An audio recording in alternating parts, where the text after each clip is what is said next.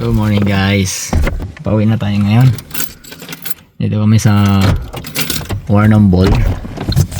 Mabilis ang road trip lang to. Dumating tayo dito.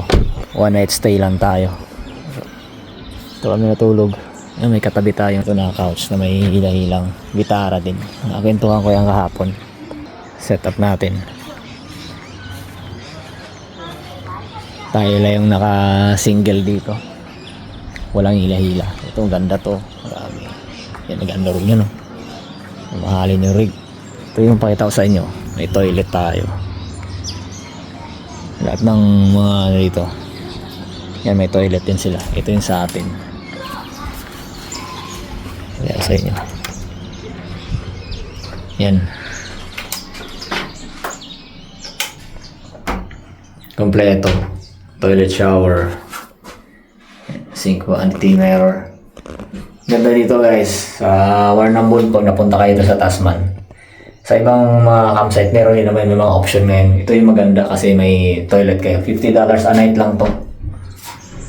Kompleto na, di ba? Pauwi na tayo ngayon mamaya. Dadaan muna tayo sa mga bayan-bayan. Iba tayong dadaanan. May dinaanan tayo kahapon. Kaso yung nadaanan natin na lugar, boring. Naantok nga ako sa biyahe. Kasi dito sa Victoria, 100 kilometers per hour lang yung takbo sa kalsada. Hindi tulad sa South Australia na 110. Kaya boring talaga kahapon. Ngayon, iba yung nadaanan natin. Actually, meron namang 3 daan papunta dito galing sa border town. Yan, 3 option. Pinakamalapit yung tinuro sa map kahapon. So, boring. Tumagal din kami instead na 3 hours and 54 minutes yung nasa map. Maabot din kami na parang 4 hours mahigit kasi pahinto-hinto. Kasi kailangan ko mag-stretch, kailangan ko mag-unat-unat, kailangan ko maglakad-lakad kasi nakakantok talaga. 100 kilometers per hour yung takbo, antokin ka. Kaya tumagal yung biyahe namin.